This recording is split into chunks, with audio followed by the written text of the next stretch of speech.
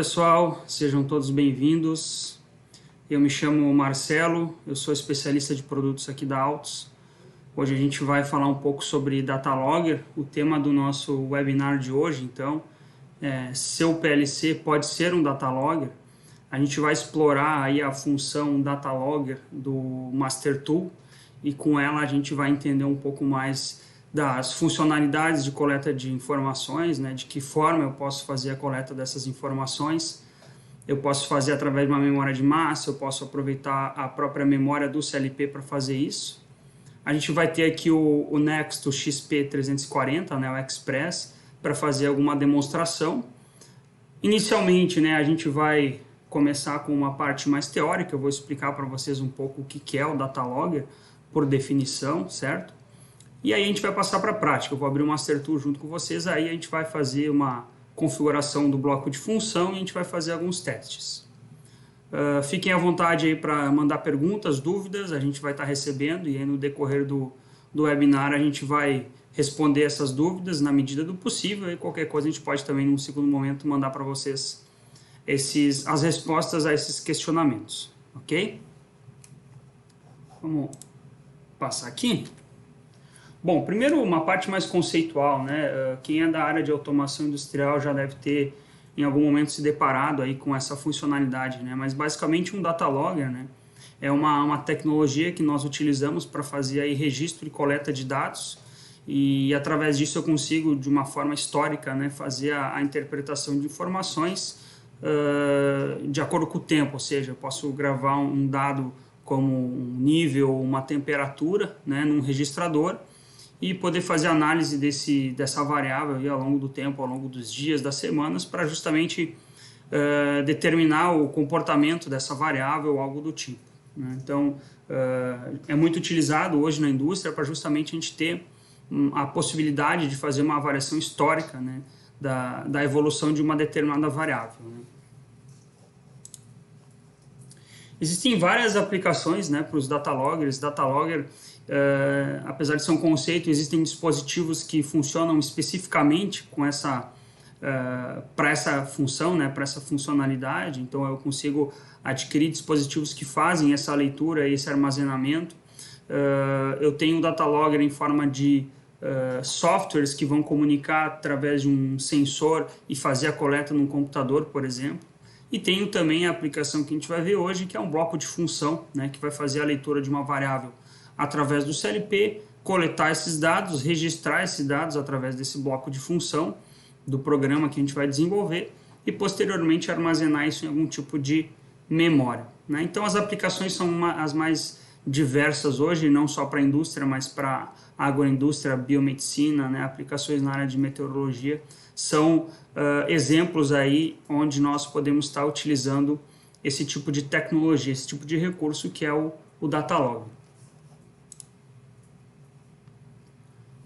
Bom, como eu falei lá no início, né, a gente vai falar sobre o Data Logger, sobre o contexto, né, digamos assim, sobre o pano de fundo do Nexto Express, né, o XP340, que a gente vai usar aqui na aplicação, que é justamente, né, o equipamento que nós vamos utilizar para embarcar a tecnologia do Data Logger da Altus aqui nesse nosso webinar. Eu até tenho aqui, eu vou mostrar para vocês, né, um Nexto XP340 da Altus, numa maleta. Essa é a nossa maleta de demonstração, e eu vou utilizar ela, né, para rodar essa função de Data Logger e vou interagir de certa forma aí com as entradas e saídas para tornar aí o processo mais didático possível, né? Como vocês podem notar, aqui embaixo até já tem um pendrive aqui, ó, né, um pendrive conectado, que é uma das alternativas que eu tenho para fazer o armazenamento dos dados, né? A gente vai ver mais à frente, eu tenho algumas possibilidades, uma delas é o pendrive. Então esse é o equipamento que a gente vai utilizar para justamente fazer a demonstração no webinar de hoje. Um pouquinho das características desse produto, né? Esse produto é um CLP da Altus de pequeno e médio porte, né? Eu consigo ter uma quantidade bem interessante de I/Os e eu consigo também expandir, eu consigo dobrar a quantidade dessas I/Os. Por padrão eu tenho, portanto, 16 entradas, 16 saídas digitais, né? Eu tenho algumas analógicas também, eu tenho entradas analógicas para temperatura, se eu quiser colocar, por exemplo, um PT100. E aqui eu também destaquei, né, a questão da memória. Eu tenho 8 MB de memória de CPU para arquivos de usuário, e é essa memória especificamente que a gente vai utilizar para fazer o armazenamento dos dados do Datalogger. Então eu tenho 8 MB aí que eu consigo compartilhar, entre outras questões, também com os meus arquivos que são armazenados do Datalogger. Então tem bastante coisa para poder armazenar, sendo que eu também consigo aí, através de uma alternativa com pendrive, aumentar muito a capacidade de armazenamento desses Datalogger, né?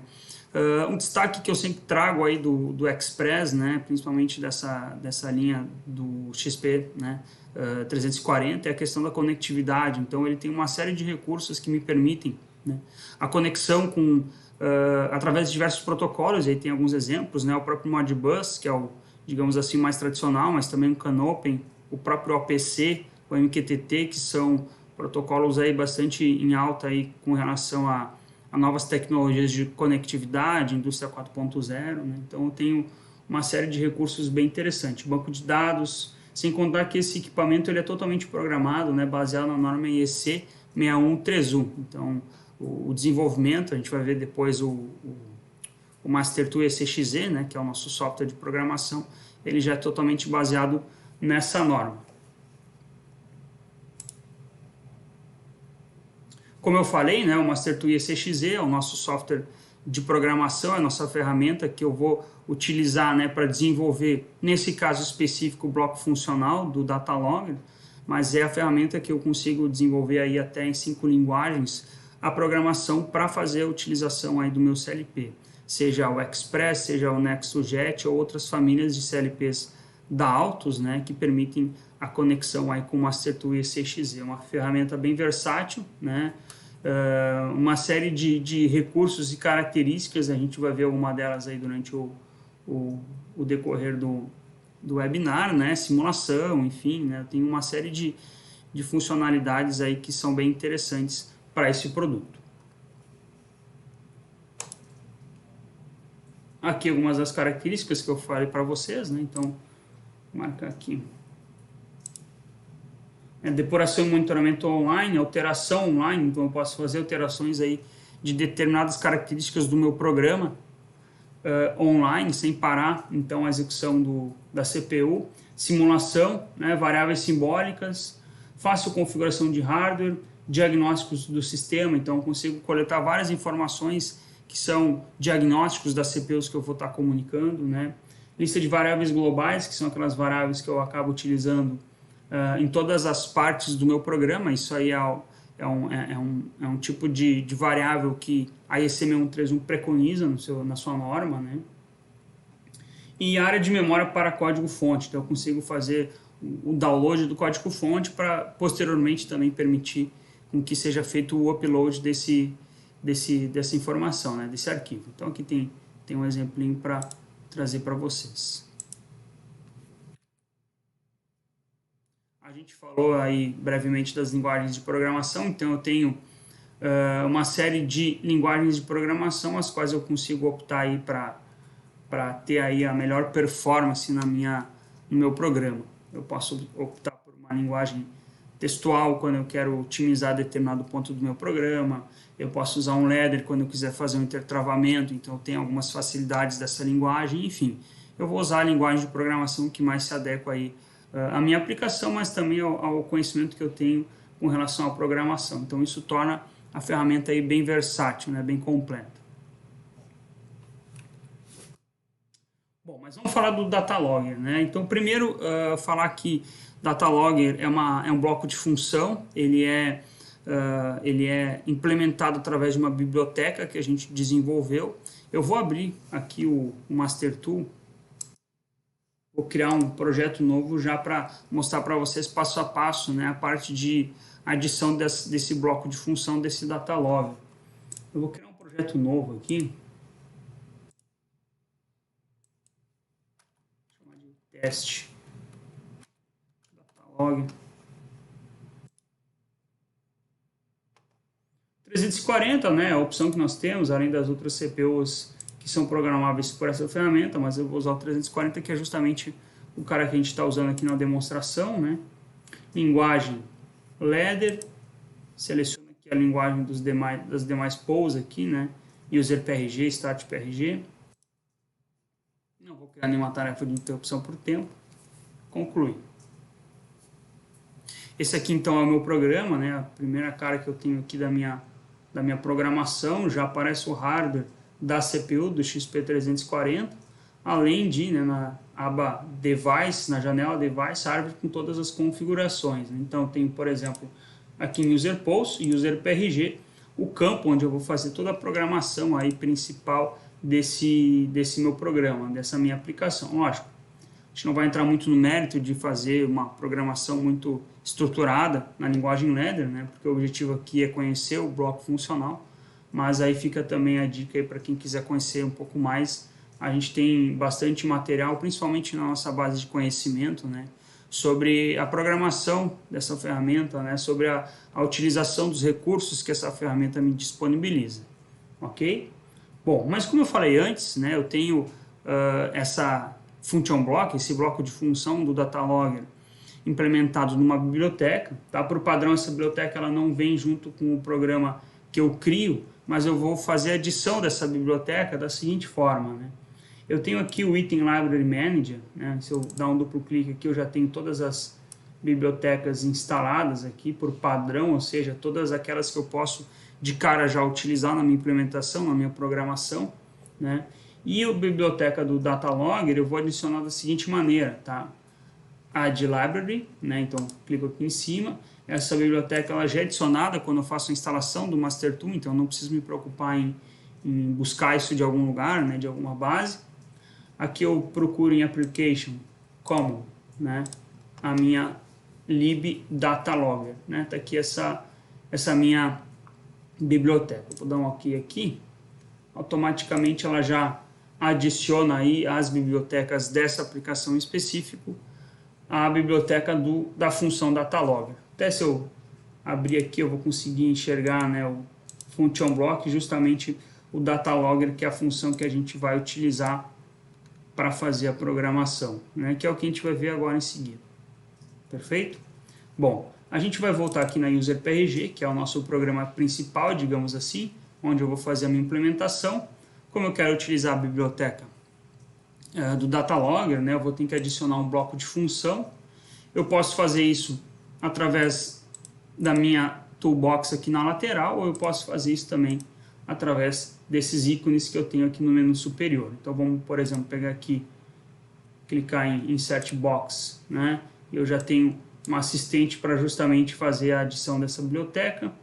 Então eu vou procurar aqui lib Datalogger, function block Datalogger. Então eu já seleciono aqui e entro para justamente permitir, portanto, a adição desse function block. E lógico, né, todas as entradas e saídas dessa function block estão em branco aí, a gente vai ter que adicionar uma por uma. Perfeito? Bom, vou voltar aqui na apresentação, só para a gente ter uma ordem aqui na apresentação do conteúdo. Portanto, essa é a biblioteca, né? Ela tem alguns parâmetros, essa function block, desculpa, ela tem alguns parâmetros de entrada, alguns parâmetros de saída, a gente vai ver eles no decorrer aí do webinar, qual é a função de cada um deles. Eu tenho parâmetros de entrada, inclusive aqui eu tenho, né, esse parâmetro chamado input, né, do 1 ao 256, que é justamente a quantidade de variáveis que eu consigo salvar simultaneamente no arquivo do Datalogger. Obviamente eu não preciso adicionar todas elas, mas eu tenho a possibilidade, né, de até 256 variáveis. Aqui eu explico o que é cada uma delas, tá? Mas acho que vai ficar mais fácil de mostrar para vocês se eu fizer o seguinte, ó, eu tenho uma aplicação que eu criei aqui,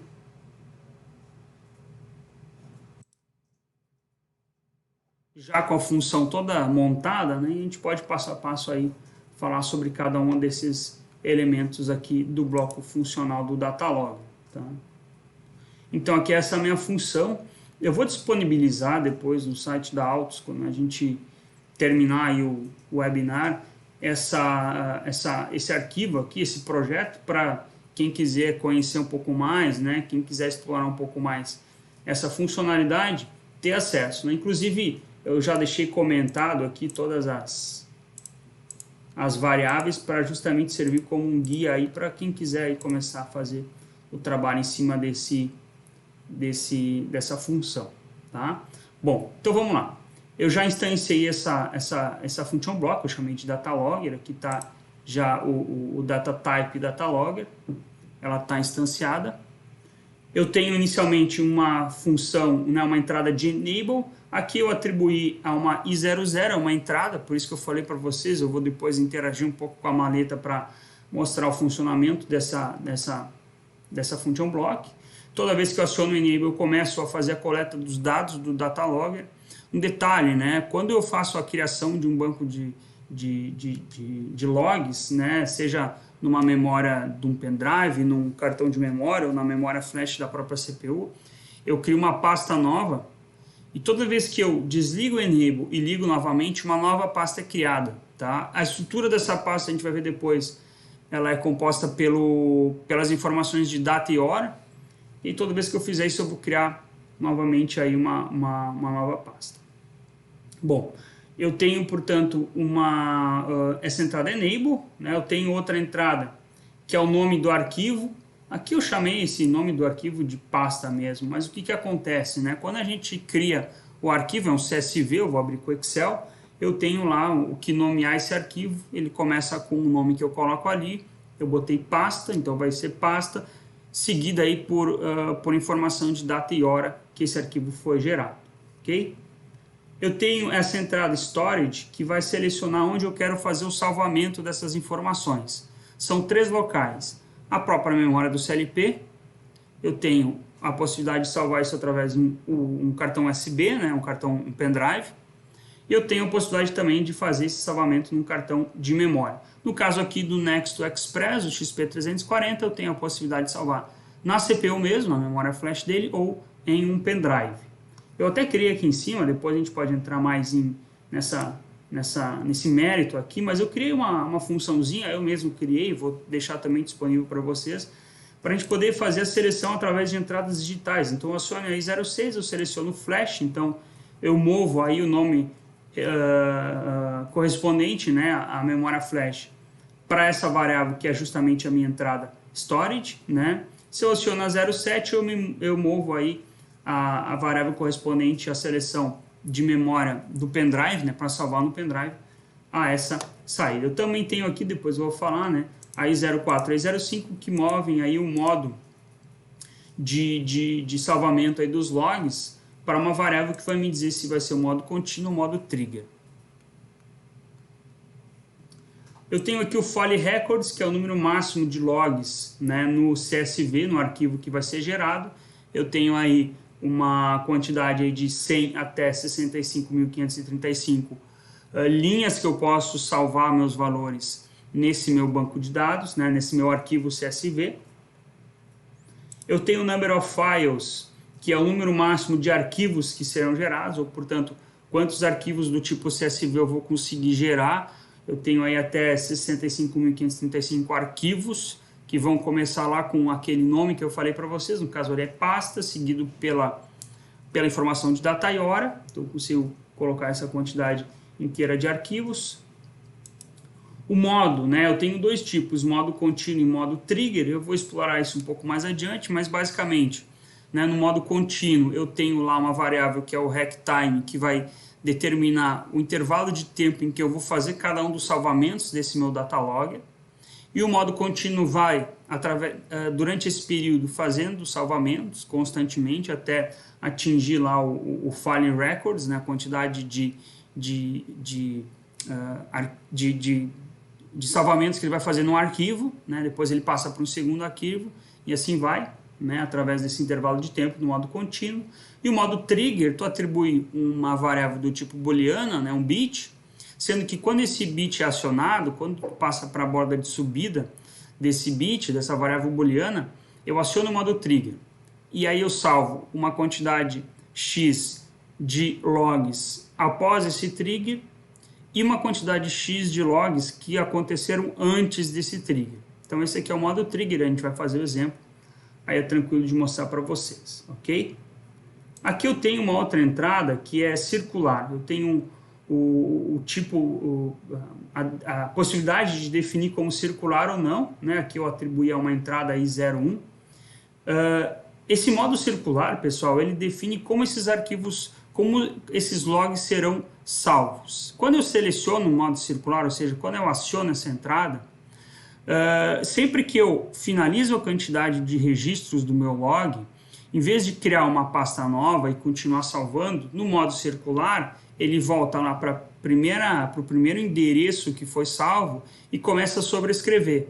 Então é basicamente isso, o modo circular, sempre que eu finalizo a minha tabela de logs, eu começo a subscrever os logs mais antigos, e com isso eu não tenho, digamos assim, eu não tenho risco de extrapolar, por exemplo, a quantidade de memória de onde eu vou armazenar isso. No modo circular sempre vai apagando os registros mais antigos.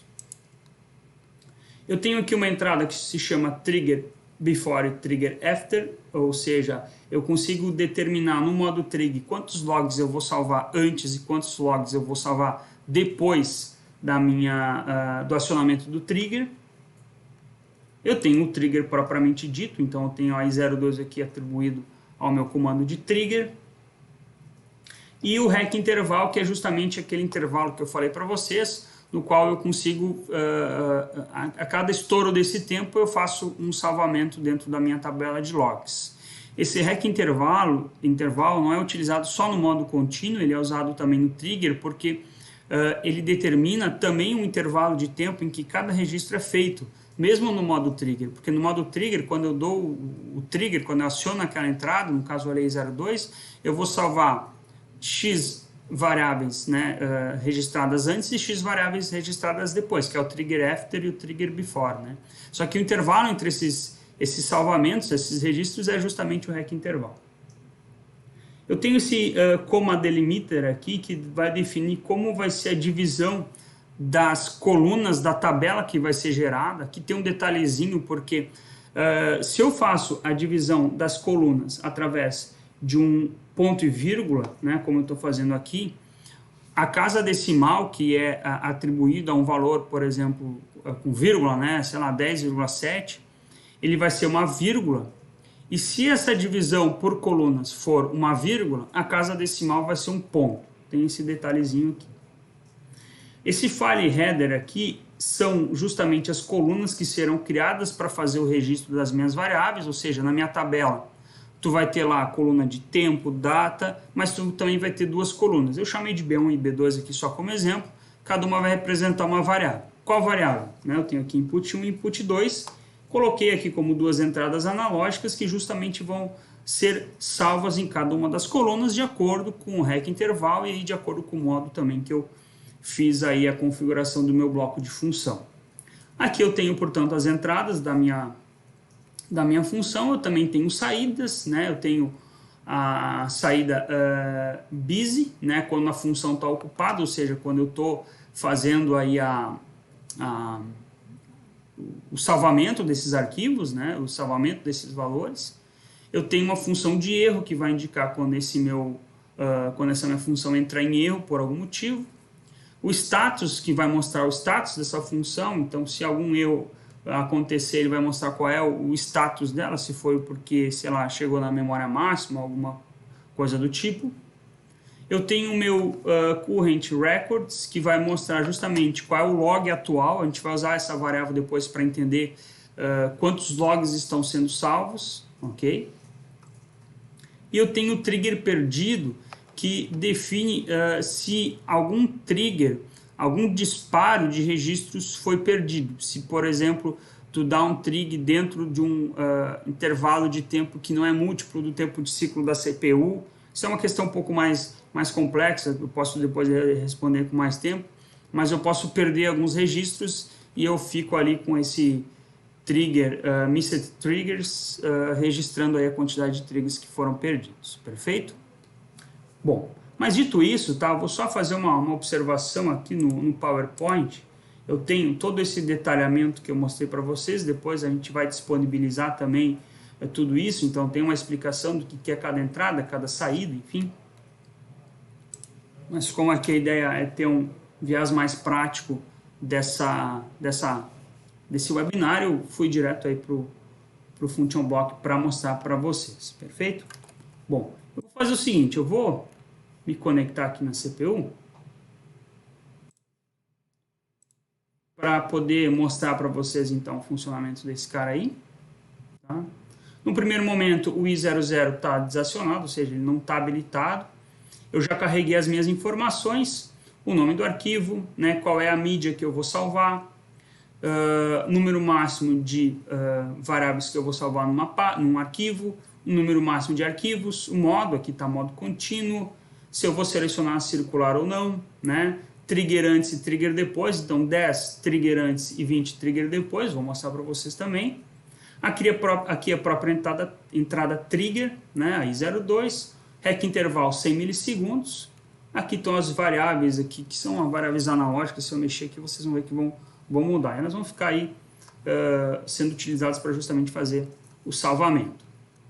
Bom, como eu falei para vocês, eu criei uma funçãozinha aqui em cima, tá? Não tem relação com o Datalogger, mas só para melhorar aí a interação durante o webinar, que é onde eu vou acionar as entradas I6 e I7 para determinar se eu quero salvar na flash ou na USB, e a 4 e a 5 se eu quero o modo trigger ou modo contínuo. Só para entender aqui, eu vou botar aqui, então eu tenho essas entradas aqui, por exemplo, se eu acionar a 7, né, eu mudo para memória USB, vou mostrar para vocês aqui, né, USB, tá aqui, então eu vou desligar a 7, ligar a 6, eu volto para memória interna, e aqui embaixo eu tenho a 4 e a 5, modo contínuo, no caso da 4, e no caso da 5 eu tenho o modo trigger, né, vou deixar em modo contínuo por enquanto, para fazer uma primeira demonstração para vocês. Então, eu vou botar aqui ó, o I00, que é a minha entrada digital, que eu vou dar um enable para poder iniciar a gravação. Deixa eu acionar aqui. Notem, tá, que eu estou incrementando aqui os logs, aqui no log atual, portanto eu estou salvando aqui 60, 80 registros daquelas duas variáveis, ok? Já passei do 100, ou seja, já passei do número File or Records, então ele deve ter criado outra pasta, passei de novo do 100, estou com 200, vou parar por aqui. Desliguei, eu tenho 243 registros, né, salvos aí nas respectivas pastas. São os registros justamente daquelas duas entradas analógicas que eu havia mostrado para vocês.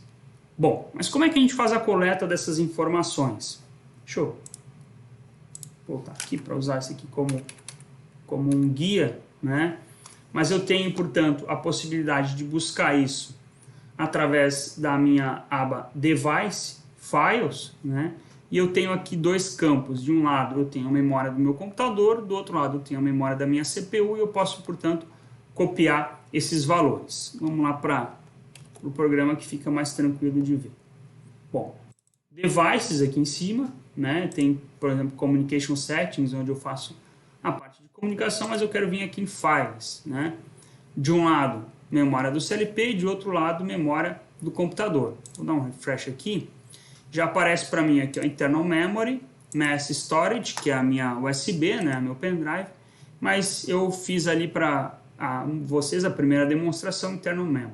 Então eu entro ali, já crio uma pasta Datalogger, e aqui eu tenho os arquivos feitos, então tenho, deixa eu subir aqui, ó, os 3 arquivos que foram criados a partir daquele primeiro enable do Datalogger. Lembra que foi 200 e poucos lá, então os primeiros armazenaram as centenas, então a primeira centena, a segunda centena, e o terceiro arquivo aí salvou aí o restante a partir dos 200. Como é que eu vou ver isso aí? Eu vou botar, vou criar tem uma pasta aqui no meu ctemp aqui, eu vou selecionar esses caras e vou jogar isso aqui para dentro do meu computador. Eu vou buscar lá meus documentos, ctemp, para mostrar para vocês esses arquivos que foram coletados. Vamos pegar primeiro aqui. Notem que o nome é justamente o nome que eu determinei lá na minha entrada respectiva, né? Vou mostrar aqui para vocês. Essa aqui é a tabela de Excel que foi criada, né? Eu tenho a coluna record, que vai me determinar qual foi o registro, né? Então eu tenho até 100, que é o meu número máximo. Data, hora ele usa o horário internacional, tá, pessoal? O TC. E aí as duas colunas, B1 e B2, que são as respectivas entradas analógicas que eu configurei na entrada da minha função. Esse é o primeiro arquivo, deixa eu fechar aqui. O segundo,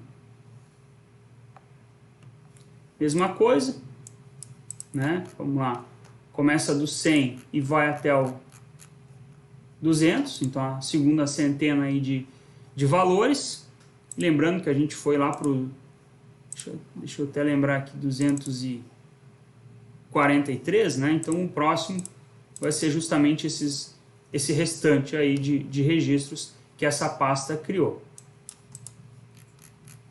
Tá aqui, ó, 243 é o último. Então eu tenho todos esses registros que foram feitos, tá? Detalhe, deixa eu, aqui tem que passar para do tipo time aqui, né? Mas justamente o intervalo entre cada registro são 100 milissegundos lá, né? Então tem para cada 1 segundo eu tenho 10 gravações, que é o REC intervalo que eu estou utilizando lá na configuração da minha function block, ok? Bom, falamos sobre a forma de fazer esse salvamento, né? Como internal memory, e a forma de fazer esse salvamento como pendrive é muito semelhante. Deixa eu modificar aqui, ó, internal memory, eu vou passar para i07 USB, deixa eu ligar aqui a i07, né? Liguei, lembrando que eu tenho um pendrive conectado aqui já, esse pendrive ele foi conectado, então eu já reconheço isso como uma memória de massa. Inclusive, deixa eu fazer essa observação, se eu abrir aqui o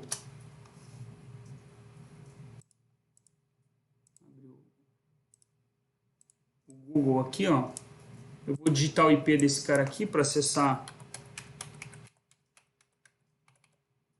a página de diagnóstico dele, né? Ó, ele já aparece aqui, ó, dispositivo USB armazenamento de massa, tá? Para confirmar aí que ele tem como USB uma memória para fazer o salvamento. Beleza, selecionei como USB para memória de massa, para o pendrive, correto? Desculpa, eu não tinha mudado a tela aqui. Vou voltar para mostrar para vocês aqui.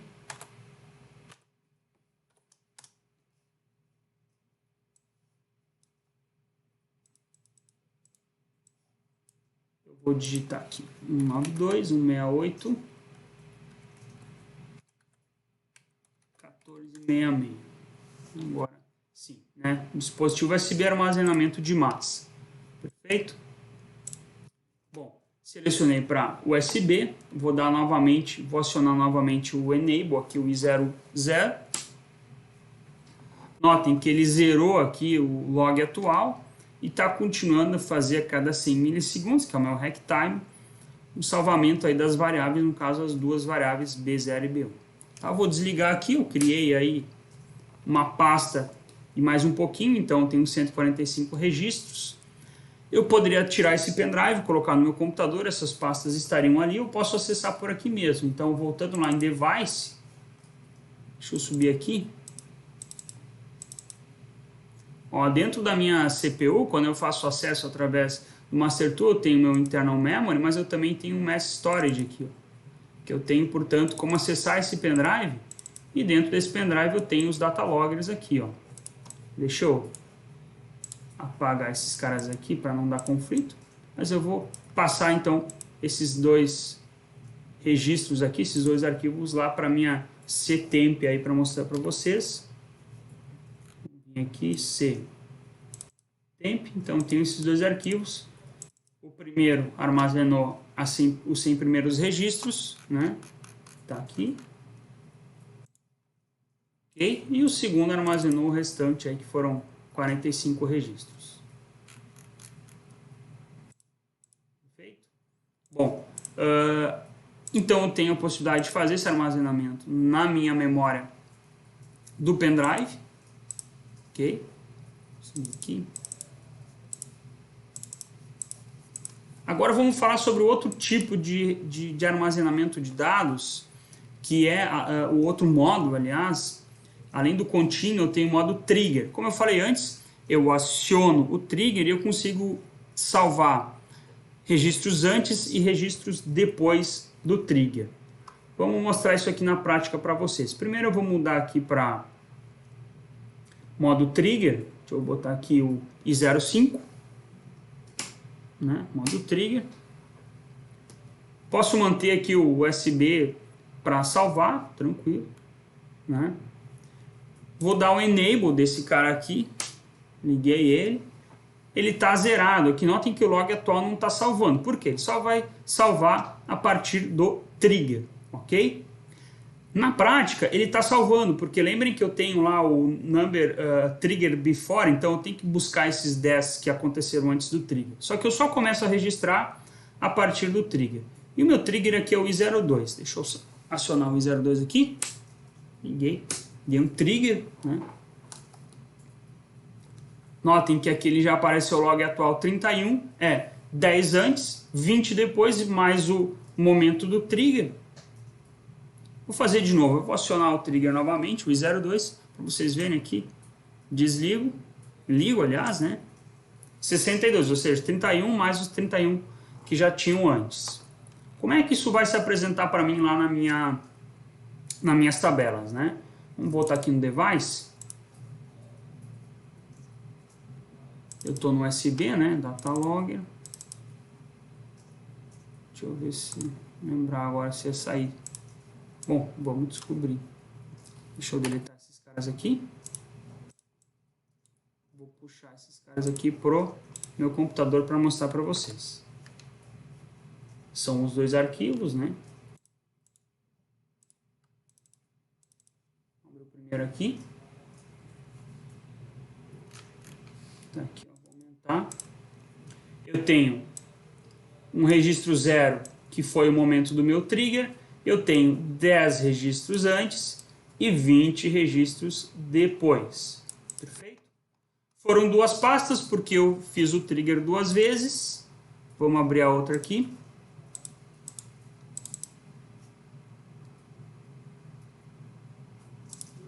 Mesma coisa. 10 antes, né? O momento do trigger, e 20 registros depois. Ok? Aqui tem um detalhe, tá? Eu até vou simular isso aqui para mostrar para vocês. Deixa eu... Isso aqui. Que é o seguinte. Se o intervalo de tempo entre os triggers for menor do que a quantidade de triggers que eu vou estar salvando lá após o trigger propriamente dito, eu acabo não salvando na segunda pasta a quantidade total dos triggers antes, porque parte desses triggers estão no trigger depois do arquivo anterior. Mas fica mais fácil de mostrar na prática para vocês. Tá? Deixa eu tirar aqui, vou dar mais um enable para criar outra pastinha lá. E agora eu vou dar dois triggers aqui, ó, no i02, um logo após o outro, assim, para tentar mostrar para vocês a diferença. Salvei um, salvei outro. Então, vou botar mais uns aqui que fica mais fácil de mostrar. Fiz dois triggers bem rapidinho para mostrar para vocês isso aí. Deixa eu vir aqui no... Tá no Datalogger, aqui na memória de massa. Deixa eu mostrar aqui como é que ficou. Passei de novo para o computador.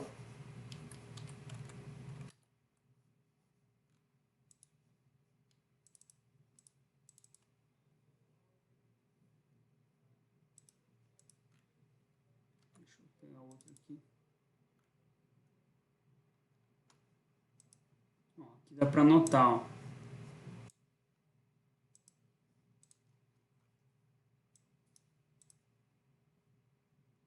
Passar para time aqui. Pegar outro arquivo aqui também.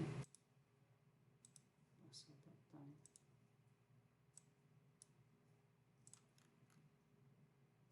Ó, vou pegar a primeira pasta que foi criada, vou vir aqui no último. Ó, nos últimos aí eu tenho lá nos 18 horas 33 minutos e 24, 25, então eu tenho os registros. A próxima pasta, o que, que aconteceu? Eu perdi, ó, tá vendo que não tem o menos 10 aqui? Eu já começo no menos 7, porque alguns registros estavam, digamos assim, pertencentes ao trigger anterior, por isso que eu não peguei. Mas eu continuo com os dados salvos, né? Só que vai estar no trigger anterior, porque esse segundo momento do trigger ele ficou muito próximo do primeiro momento do trigger, e aí teve essa sobreposição de valores, ok? Vou fechar aqui para mostrar para vocês. Então esse é o modo trigger,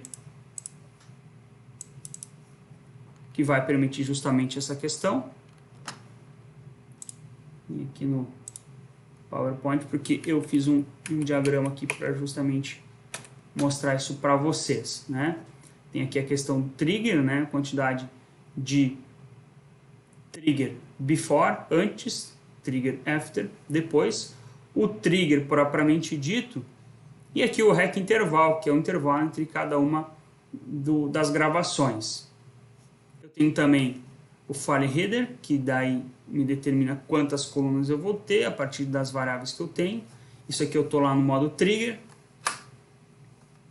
Aqui tem um detalhe, né, que o momento do trigger ele acontece não respeitando o REC intervalo, obviamente, eu não sei quando isso vai acontecer, mas os demais registros, antes e depois, respeitam o REC intervalo.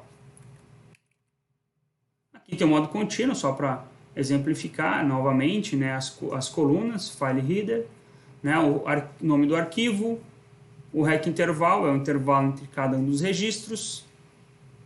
Okay?